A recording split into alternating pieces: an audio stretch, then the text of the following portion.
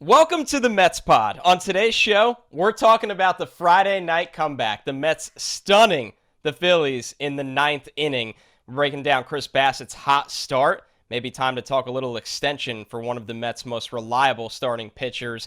And we're going to look at the farm system update. Francisco Alvarez, Alex Ramirez, and a lot of players that are off to a hot start, and maybe some that are cooling down. And of course, a mega mailbag on today's show. Not just one question, not just two questions. We're diving deep into all of the mailbag questions on today's Mets Pod. So reminder, subscribe to the Mets Pod at Apple Podcasts, Spotify, or wherever you get your podcast.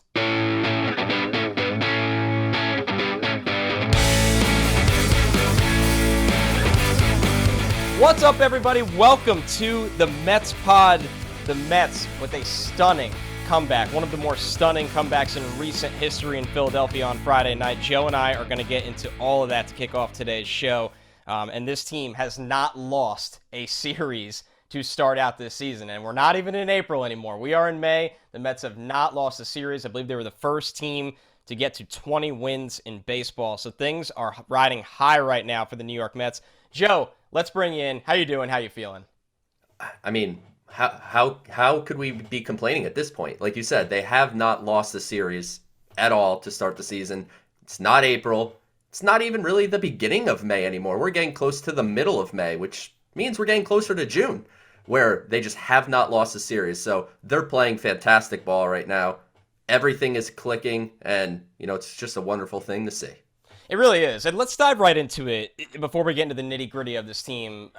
There's a highlight every week, right? Last week, we had on pitching coach Jeremy Hefner. We talked about the no-hitter. Obviously, it's a Friday night magic at this point. This week, the big comeback in Philadelphia, stunning the Phillies. A game where, for most of it, about 8 innings of it, this was a lifeless team. Taijuan Walker had a rough start. They're down 7-1. And then everything changed in an instant. And we got to start with this, Joe. And I'm sure I'd have the same question for our listeners. Honestly, were you watching? And I'm not talking about when Nimmo got up. I'm not talking about just when they tied it or took the lead with Starling Marte's big crack to the wall. Were you watching when things kicked off in the top of that inning? I feel like we're in a trust tree here, and I feel like I could just be really honest. Absolutely not. I was not watching. I turned it off. They're down big. I was just like, chalk it up as an L. And then I just was casually looking at MLB at bat on my phone, checking scores. And I go, oh, Lindor hit a home run. Still only 7-3. Still a ways to go. Then I put it down. I pick it back up. JD Davis hits the double. It's now 7-5. I go, oh, okay. I gotta turn this bad boy back on. And yeah, so from the right after the JD Davis double on, I was tuned in and I saw the end, but I was certainly not tuned in for the entire inning, and it's shameful, but here we are.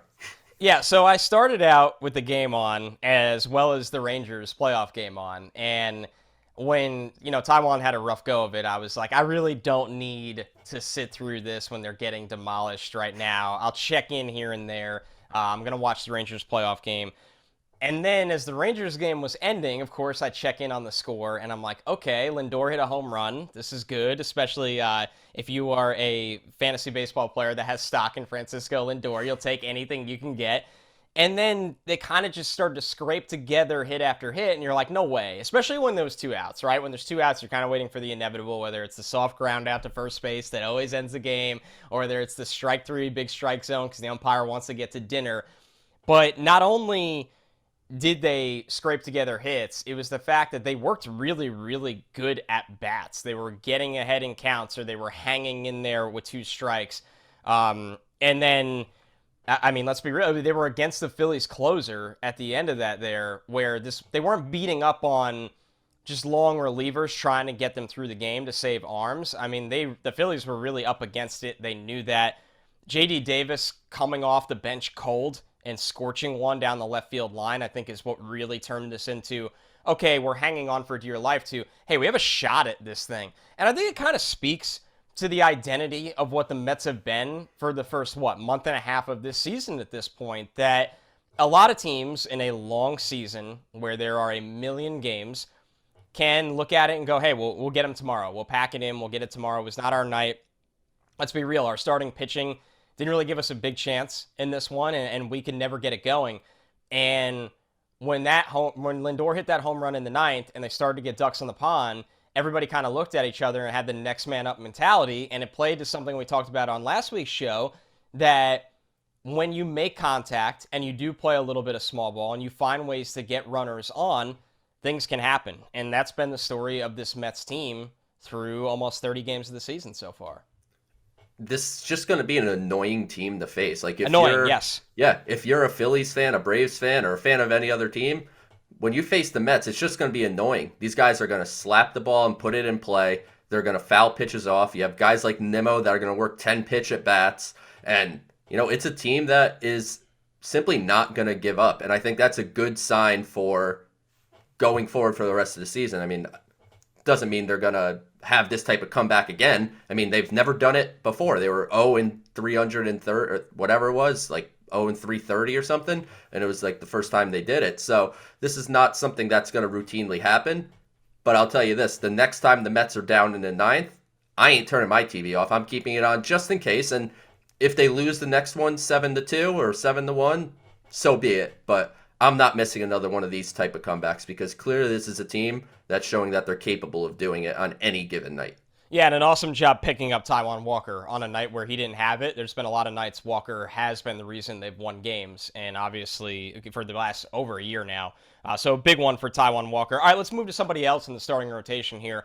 How can we not talk about Chris Bassitt, right? And where would this team be without Chris Bassitt? Scherzer's been a little rocky. Let's call it what it is. He's been okay, but he hasn't been, he's going to unlock that form that he always does when we get closer to summer, that we know Max Scherzer, who, what he's been for a long time. Tyler McGill, the hot start. Carlos Carrasco, the hot start. But when you look at Bassitt so far, he's been everything as advertised and more, whether it's when he's on the mound, going pretty deep into games, a variety of pitches, but also off the mound, the leadership element that he's presented for the young starters on the staff, the young relievers on this staff. I think honestly, I know it's really early, Joe, but this feels like a home run for the Mets this year, especially the fact that they acquired him before Jacob deGrom was lost for the start of this season. Bassitt has stepped into that number 2 role, and if anything, he looks like he could be the top dog of this rotation moving forward. I'm just going to say I love Chris Bassitt. Like, everything he brings to the table. I mean, he's a little older. I believe he's 33 now, and, he's coming up on free agency, which I think is going to be an interesting discussion here over the next, month, because after the lockout, players that were eligible for arbitration, they're going to be settling it in season. And the Mets and Bassitt did not agree on a deal. I think they're like $700,000 apart or something like that. So I wonder if this conversation is going to shift towards a short-term extension rather than just a one-year deal to avoid arbitration. I know Bassitt told, I believe it was the New York Post, that he's loved it here. He was actually surprised, right? Yeah, surprised how much he loved it here. That was funny. And that he'd be open to an extension. And like you said, I think obviously his talent speaks for itself. I mean, he's a guy that I think is going to age well. So if you want to tack on, another 2 or 3 years onto this thing, I think he'll be okay. He's not reliant on velocity. He's not reliant on overpowering people. He is reliant on outsmarting you and being deceptive. He throws upwards of 6 or 7 pitches, just different variations of things. And the leadership that you noted, him and Max Scherzer have been unreal. I mean, you see Tyler McGill come off the mound. You saw David Peterson come off the mound. And the first thing you'd see the next inning when the cameras would pan to the dugout is Bassitt on the left, Scherzer on the right, a young pitcher in the middle, and them holding a tablet and going through whatever they're going through. So his leadership, his experience, his obvious talent and ability to get hitters out and pitch deep into games, that's another thing, because you're seeing a lot this season throughout the game of pitchers getting pulled after 4, getting pulled after 5. You're seeing teams kind of trend in that direction.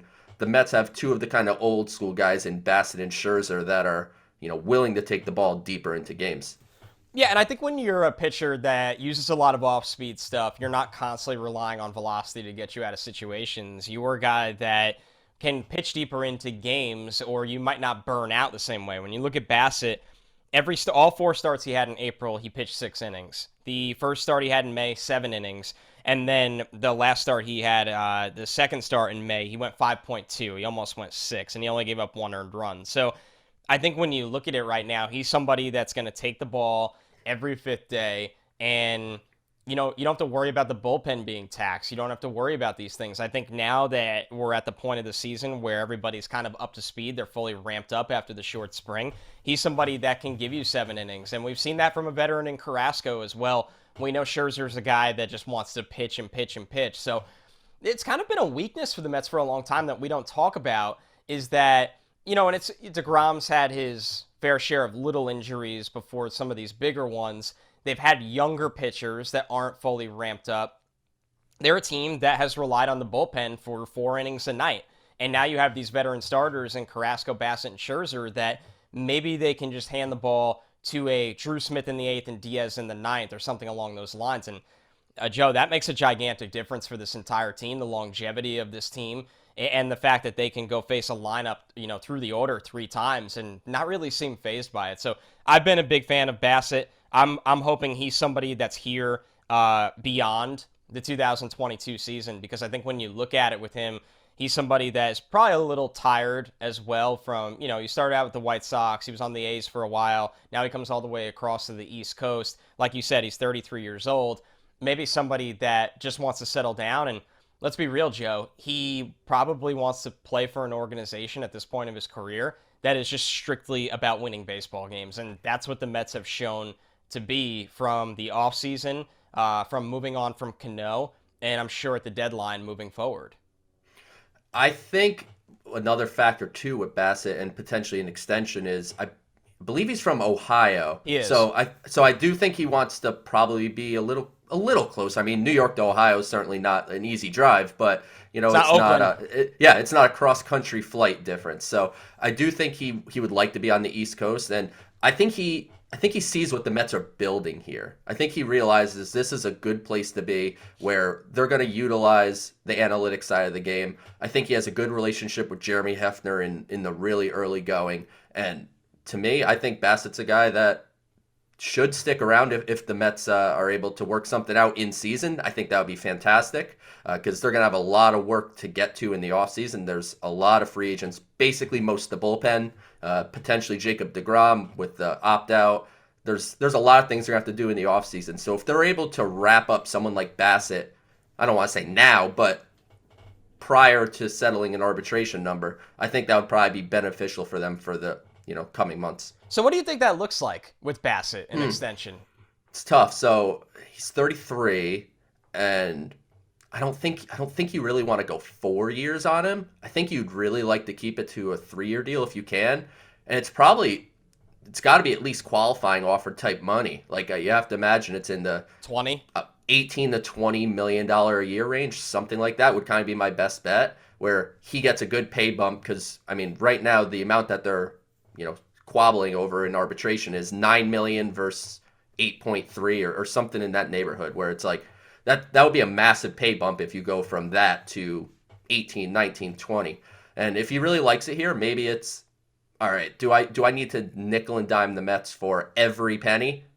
Not necessarily. Maybe you take couple million off maybe what you could get if you waited the free agency, but then it'd be unpredictable as to where you were going to go. So I think the safety here would be good for him. And my guess is 3 years, $60 million, give or take. And, maybe there's a 4th-year option or something like that to elongate it. But I would try to avoid going for guaranteed if I could. All right, a reminder, you are listening to the Mets Pod. Subscribe to the Mets Pod at Apple Podcasts, Spotify. You can watch on SNY's YouTube or wherever you get your podcasts. All right, Joe, let's take a look at what's going on in the farm system lately.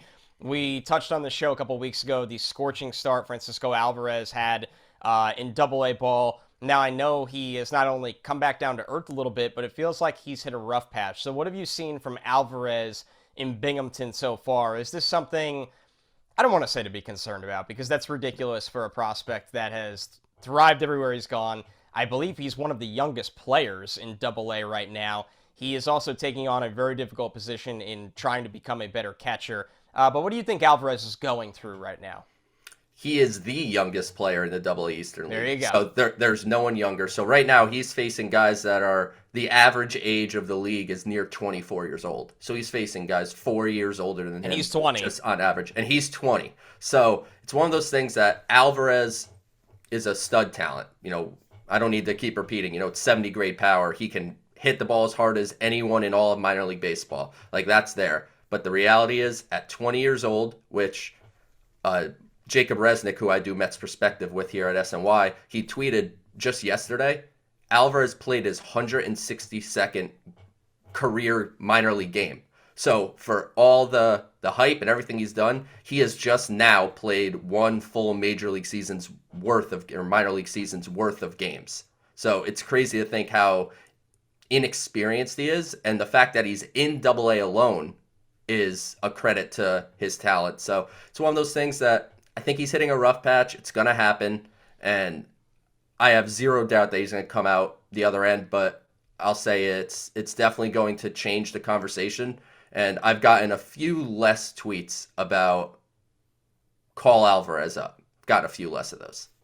Yeah, I would imagine. On a much lighter note in the farm system, and Alvarez is going to figure it out. I have zero concern about him right now. But Alex Ramirez right now, a guy that the Mets in the 2019-2020 international signing period gave over a $2 million bonus. So this was a big investment at the time. He's almost been, in a way, buried in the conversation. I know not for you, Joe, because of how much minor league coverage you do, but in the surface level prospect scene, because we've seen Brett Beatty perform at a high level. We've seen Mauricio have his moments. We've seen Vientos have some big time moments, and we talk about Francisco Alvarez all the time. But when you look at Alex Ramirez, a guy that got to play, obviously, in St. Lucie last year. For the first time we've seen him in the Mets organization. Was okay.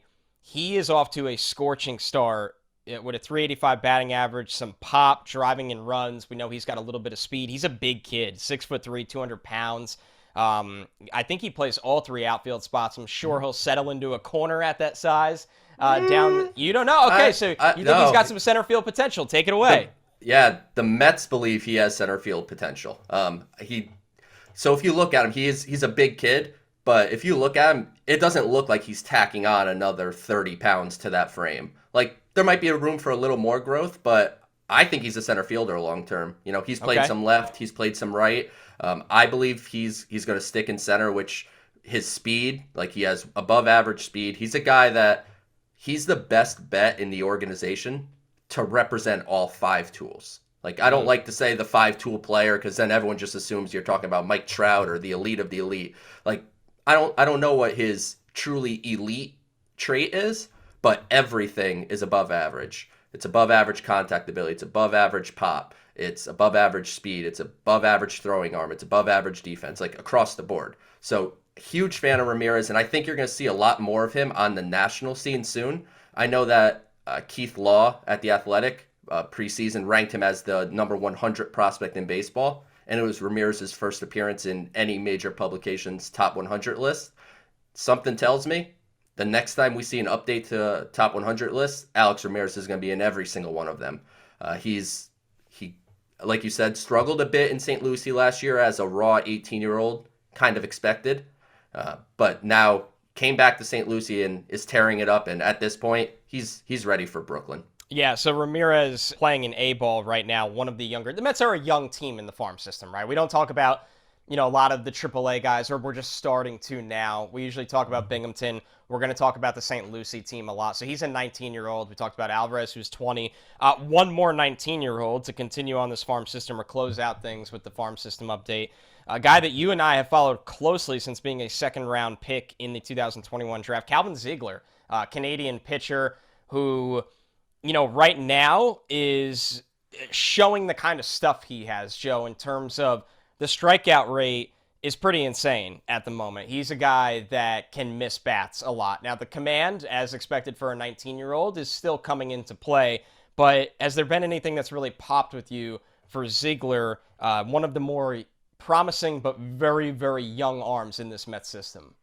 Yeah, Ziegler is teammates with Ramirez down at Low A St. Lucie, so two of the top prospects are down there in St. Lucie together. But Ziegler was the highest signed draft pick from last year's draft class. The Mets drafted him in the second round after drafting Kumar Rocker and then obviously not signing him.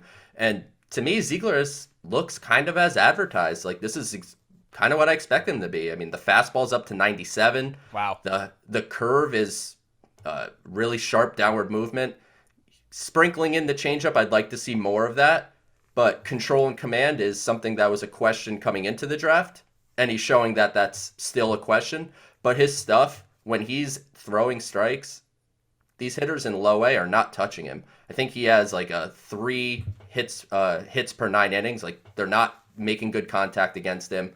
He's striking out 40% of the batters that he's faced. So he's getting swings and misses. He's inducing weak contact. If he's able to throw more strikes and command his pitches a little bit better, you're looking at a guy with some serious upside. And I know back when the draft happened, there were people that thought the Mets may have reached a bit on Ziegler, but they don't believe they did. They thought they got someone perfectly worth the value of a second-round pick, and the early returns suggest he looks the part of an early pick. He doesn't look like someone that should have gone in the 4th round. He looks like someone who should have gone in the 2nd, and he did. And, we know the Mets have a history of developing pitching, so I believe that Ziegler's in a right fit organizationally, and the stuff is just really exciting. Yeah, and I know you and I were really impressed when we got to talk to him for a long time, obviously before he got down there to St. Lucie. So he's somebody that, for a 19-year-old, really mature. The stuff is excellent, and we think he could put it all together. All right, let's get into the mailbag, because we got a lot of questions today that we're excited to get into. We can never forget about the listeners. Clay Davis has the first question on today's show. He said, if you had to sell one Mets player's stock today, who would it be? For purposes of making this interesting, please only consider guys off to good starts. So this is kind of an interesting one. This is basically not buying that whatever they're doing is sustainable. So a little bit of a pessimistic view, but also we like to keep it real here on the Mets Pod. Joe, whose stock would you sell? It might not be that you're out on the player, but you just don't think they can keep this up. That's exactly how I was going to preface it. Like, we're going to be selling stock here. It doesn't mean we think this player's bad or they're not going to perform for the rest of the season, but I think what Mark Canha is doing right now is probably not too sustainable. I mean, his barrel rate is not high. His hard hit rate is not high. His exit velocity is not high. He's hitting singles for the most part. Like, it's a guy that I don't think the batting average that you're seeing is sustainable. I think you'll see him fall to his career norms. You will get, of course, the good eye at the plate. He sees as many pitches as almost anyone in baseball, so he's always going to have that. I talked about that last week with Nimmo and others, that that's a trait that doesn't really go through peaks and valleys. But as far as all his contact that he's doing right now, I think that one's going to come back to life a little bit. Doesn't mean Canha's going to be, reserved to be a bench player or something, but he's just probably not going to hit 320. I think that's fair. I think for me, I'm going to look at the bullpen and go with, unfortunately, Chasen Shreve, who I hope proves me wrong here. And I'm not saying Shreve can't be a huge piece of this bullpen, because the reality is he is right now.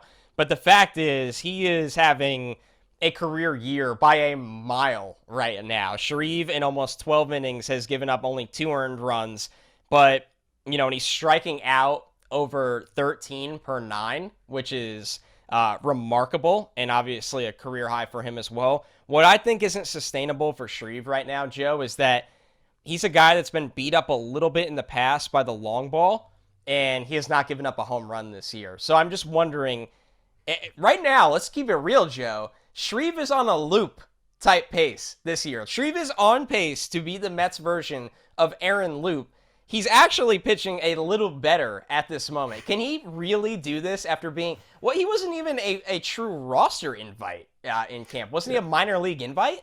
Yeah, he was a minor league deal with an invite to camp. So I remember when we talked earlier on this podcast, on one of the earlier episodes, that we thought the Mets didn't adequately replace Aaron Loop because they just based it around a small trade for Joely Rodriguez, who's also been very good of late, and then the minor league deal with Chasen Shreve.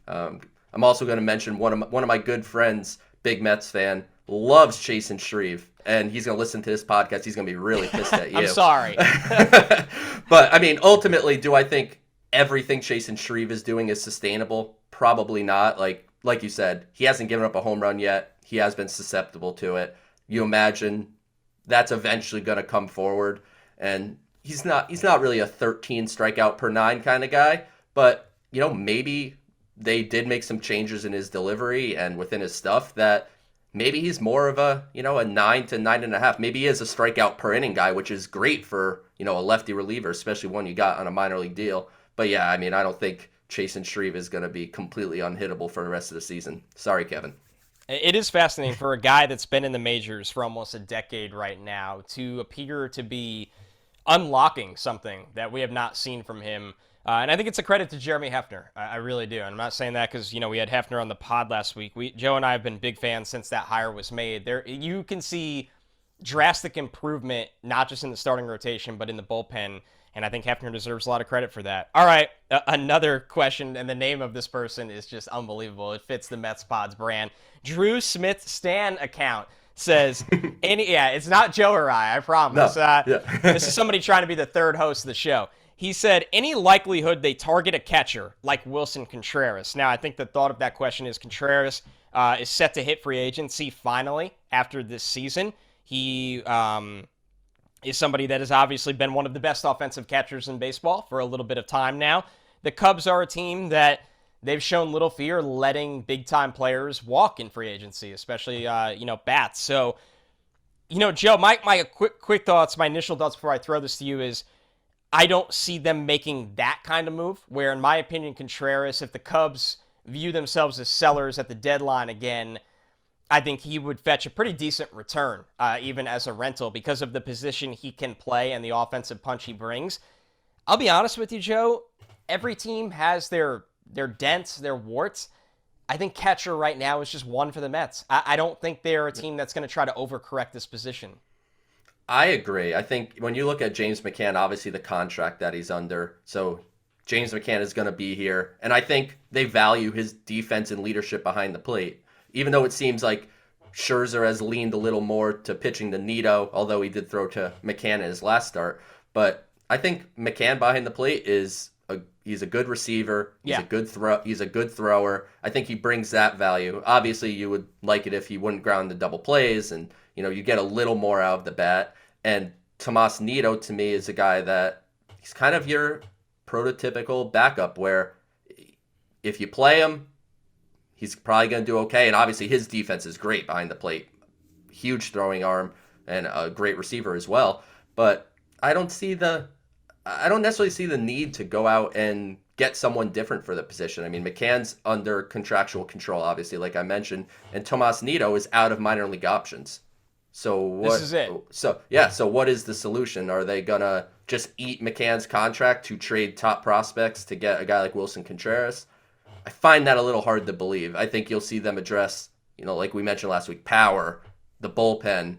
Depending on what happens, if they need another starter, they could always go down that route. I think that's probably, our early trade deadline guess would be that. I'd be pretty surprised, barring some significant injury, that catcher would be any kind of a priority. All right, another one. This is from Robbie. This is a good one. He said, I know these things have a way of working themselves out. That's usually how Joe and I answer anything related to having too many arms, but we'll still go through it, Robbie. But assuming deGrom comes back around the deadline, do you think a six-man rotation is in play to keep the rotation fresh enough for the playoffs? I'd love to see the six-man rotation if everyone is healthy to make a run. I don't see it. I just think when you look at guys like Jake and then you look at Max and you look at Bassitt, those are creatures of habit to the point that they're not going to want to pitch less. And to be honest, I don't think the Mets should be looking to pitch deGrom, Scherzer, or Bassitt any less than they have to. And obviously, if you go to a six-man, that pushes them off and they make less starts. But he prefaced it perfectly. These things work themselves out. When deGrom comes back, something else is going to have gone awry in the rotation, and it's going to be the perfect time for him to come back. Whether that's an injury or Taijuan Walker maybe struggles or Tyler McGill comes back to earth a little bit, whatever it may be. This stuff will always work itself out. But I think a six-man rotation won't work with the personalities in this rotation. I don't think. So my biggest take on it is, and this is something we have touched on briefly, is that I don't think there'll be a six-man rotation, but I like that it would open the door for David Peterson to operate as a reliever rather than keeping him stretched out down in AAA for being the Mets insurance option if somebody got hurt, doubleheaders, all of those things. And Peterson has pitched really well this year, went up with the big league club. I know he's had his ups and downs in AAA, but I would love to have a lefty of Peterson's caliber that can pitch more than an inning as a bullpen option. If you feel like you have 6 starting arms besides him, we could play it that say they really were all healthy. We know deGrom's going to be there. We know Scherzer and Bassitt are going to be there. I don't see how you take away anything from Carlos Carrasco or Tyler McGill right now. I think that question answers itself. What you do with Walker, once again, these things figure themselves out. But, Joe, that would be the big one to me, is that you can actually improve your bullpen rather than having to worry about that 6-man rotation. That's a great way to look at it because, we talked about David Peterson on last week's show, and, I recommended, keep him in AAA, keep him stretched out. But if we're getting into August and, you're in the midst of a pennant race and trying to win a division, it should be, really all hands on deck at that point. So having a lefty that can go multiple innings, like you said, I think makes a ton of sense in the bullpen. And, you might even have a guy like Taijuan Walker. Maybe he ends up falling into the bullpen, if all things go great and everyone's healthy, happy, pitching well. Maybe you have kind of 2 long relievers in Peterson and Walker that could pitch on double headers or, come in if a starter gets knocked out early and give you those innings. Because as you get further along in the season, you want to be much more careful with how you're utilizing your back-end bullpen guys. Because if this team's destined for the playoffs, you're going to want the Diaz's, the Lugos, the Drew Smiths, not tired or exhausted. You want them, full go. And I think it preserves a guy like Walker that really had his second half struggles last year, and we know his injury past as well. All right, one more question on the Mega Mailbag today, and this is a tough one. This is from Milo Krimstein, who said, between Nimmo, Bassitt, and Diaz, who should be the top candidate for an extension, and what could those deals look like? What the deals look like is probably a pretty convoluted question. Yeah, let's get into how you prioritize these and how many you think you can retain. So I would prioritize Bassitt, like we talked about kind of at the top of the show. To me, that's a now decision. I think with a guy like Diaz and Nimmo, those guys make them qualifying offers to start in the offseason and then hit an extension after that. And to be honest, I think they can pay them all if they want to. I mean, right now, according to what I'm keeping for records for next year's luxury tax payroll, it's sitting at $123 million where we stand. That's because you have the opt-out for deGrom. You have a player option on Taijuan Walker. You have a club option on Carlos Carrasco. You have almost the whole bullpen as free agents, like I mentioned earlier. So the team's probably going to look a little different in 2023 than it does in 2022, just by virtue of how many people are free agents.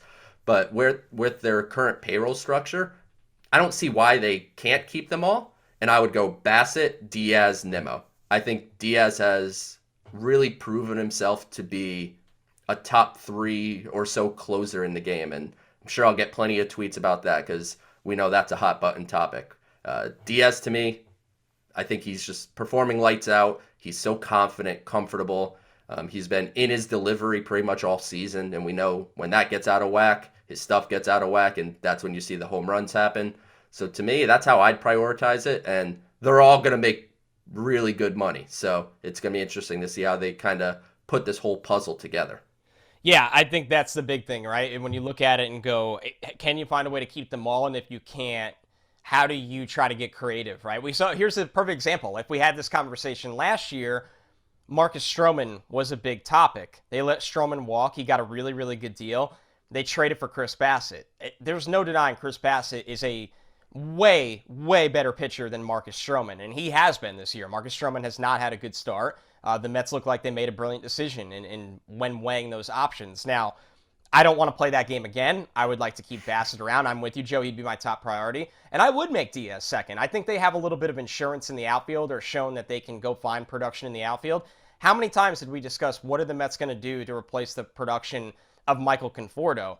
Obviously, the Marte deal, obviously the Canna deal. Those are deals we're big fans of. They're getting early returns on those deals already. You usually can find a way to replace outfield production, but it's also a matter of, is Marte going to move to center field? There's a lot of different things there when you're weighing the potential loss of Nimmo, but there's also the injury concern. So I agree. There's so much potential money coming off the books that there's a way you can retain all of them.